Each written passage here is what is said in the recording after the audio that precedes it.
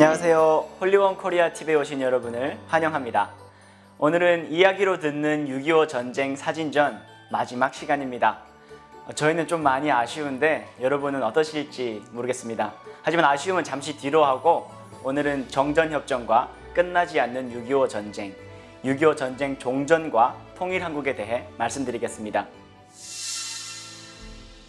지금으로부터 67년 전인 1953년 7월 27일 약 2년간의 치열한 고지쟁탈전 후 1129일간의 긴 싸움은 잠시 멈추게 됩니다.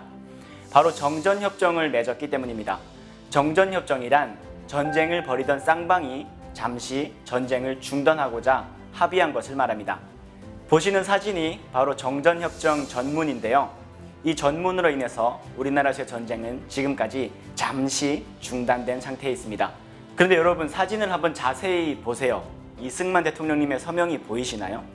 맞습니다. 없습니다. 그 이유는 바로 당시에 우리나라의 작전 지휘권을 국제연합군에게 넘겼기 때문입니다. 따라서 정전협정 전문에서는 국제연합군이 서명하면 이승만 대통령이 추가로 서명할 필요가 없었습니다. 이것이 정전협정 전문에 김일성의 서명은 있는데 이승만 대통령님의 서명은 없는 이유입니다. 보시면 당시 국제연합군 사령관이었던 클라크 장군, 또 중국인민지원군을 대표해 팽덕회, 마지막으로 조선인민군 최고사령관의 자격으로 김일성이 정전협정에 서명하고 있습니다. 이 서명을 기점으로 한반도에서의 전쟁은 잠시 중단된 상태로 67년이라는 시간이 흘렀습니다. 보시는 사진은 한미 상호 방위조약 전문 사진입니다. 6.25 전쟁은 3년 동안이나 지속이 되었고 이 긴 전쟁으로 많은 미군 병사들이 죽거나 부상을 당하게 되었습니다. 그러자 미국은 얼른 정전협정을 통해서라도 전쟁을 빨리 마무리 짓기 원했습니다. 하지만 우리나라의 입장에서는 미군이 철수한 후 북한의 재남침 가능성이 컸기에 방지책이 필요했습니다. 그 방지책이 바로 한미 상호 방위조약이었습니다. 한미 상호 방위조약은 대한민국과 미국이 북한의 남침과 외부 세력으로부터의 군사적 위협을 받을 때 서로 돕기로 약속한 군사동맹 조약을 말합니다.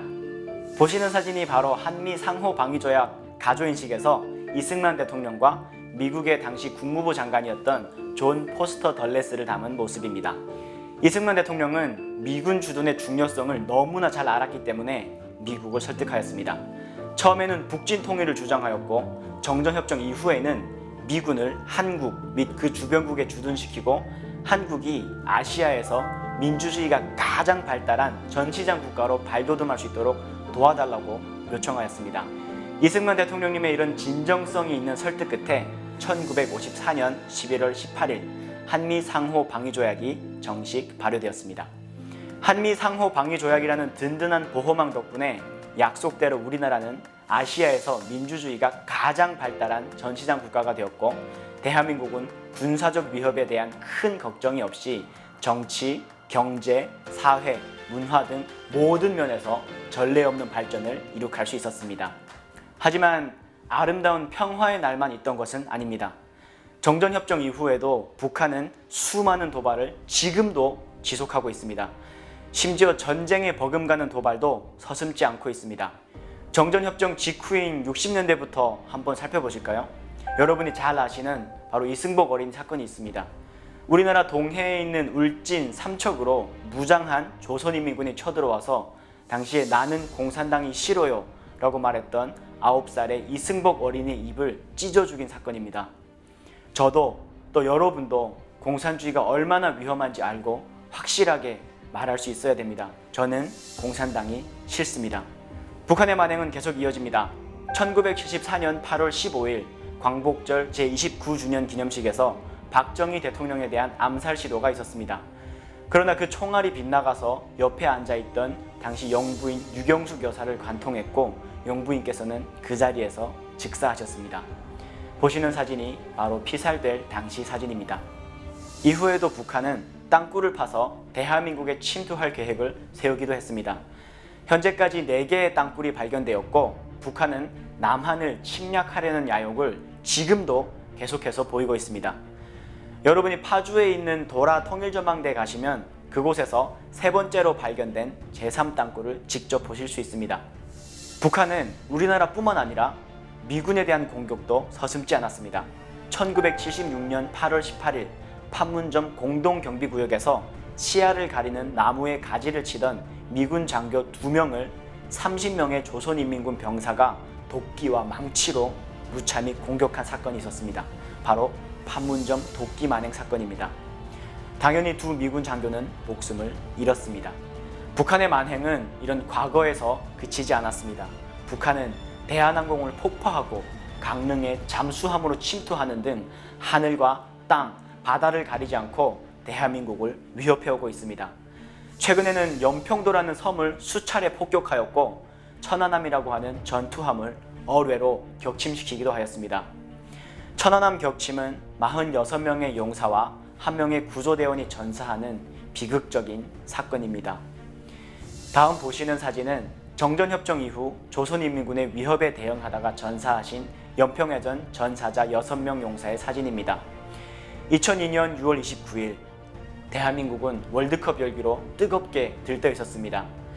그때 연평도 인근 바다에서 대한민국을 지키려다가 조선인민군의 총탄에 의해 숨을 거둔 영웅들이 있습니다. 나라가 축제인 틈을 타서 우리나라 서해에 있는 연평도 부근에 조선인민군 경비정이 우리나라와 북한의 바다 경계선인 NLL, 즉 북방 한계선을 불법적으로 넘어왔습니다. 이에 대한민국 해군 참수리 357호, 358호가 대응을 했습니다. 하지만 당시 우리나라와 북한은 평화적인 관계를 유지해야 한다는 명목으로 북한에 먼저 선제 공격을 하면 안 된다는 교전 수칙이 있어서 불법적으로 남하한 조선인민군의 배를 먼저 공격하지 못하고 있었습니다. 기습 공격을 받은 고속정 357호가 침몰되었고 358호가 대응 사격을 할 수 있었습니다. 하지만 안타깝게도 윤영하 소령, 한상국, 조천형, 황도현, 서후원 중사, 박동혁 병장 등 6명의 우리 군인들이 전사하였습니다. 도대체 얼마나 더 많은 목숨을 평화라는 이름으로 잃어야 하는 걸까요?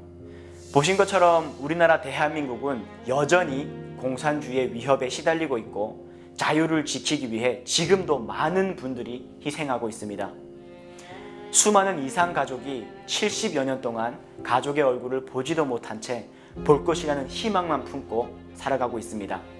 저 또한 북한을 탈북하면서 가족, 친지들과 기약 없는 이별을 할 수밖에 없게 되었습니다. 우리는 언제까지 이런 불안과 아픔의 연속인 분단 속에서 살아야 할까요? 진짜 평화는 과연 무엇일까요? 단순히 물리적인 통일이 된다면 괜찮아질까요? 북한의 체계가 그대로 건재하다면 절대로 불가능합니다.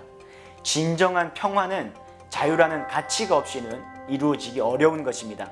그렇기에 먼저는 북한 주민들이 공산주의, 김일성 3부자의 우상체제에서 벗어나 자유를 알고 진정한 인권을 누리며 살 수 있는 나라가 다시 세워져야 합니다. 북한 정권은 우리가 전쟁의 책임을 물어야 할 대상입니다. 그렇지만 한 인간의 그릇된 권력 욕심으로 인해 억울하게 죽어가고 있는 북한 주민들은 우리의 가족입니다. 가족을 위해 우리는 절대로 희망을 버리면 안 됩니다. 더 나아가 북한 주민의 자유를 지키고 현재 우리 곁에 있는 가족을 지키는 길은 대한민국의 안보가 더욱 튼튼해지는 길입니다. 우리나라가 튼튼히 서 있고 북한에 대한 자유와 인권이 회복되길 소망하는 우리의 그 바람을 포기하지 않는다면 머지않아 반드시 자유의 세상에서 통일이 우리에게 웃으며 다가올 것입니다. 끝까지 시청해주셔서 감사합니다. 지금까지 홀리원코리아 TV였습니다. 이야기로 듣는 6.25 전쟁 사진전, 아쉽게도 오늘로 마감하였지만 저희는 다음에 더욱더 의미 있고 재미있는 컨텐츠로 여러분을 만나 뵙겠습니다. 다음 영상도 기대해주세요. 아참! 구독과 좋아요는 꼭 눌러주시고 가면 감사하겠습니다. 알림 설정도 잊지 마세요. 감사합니다.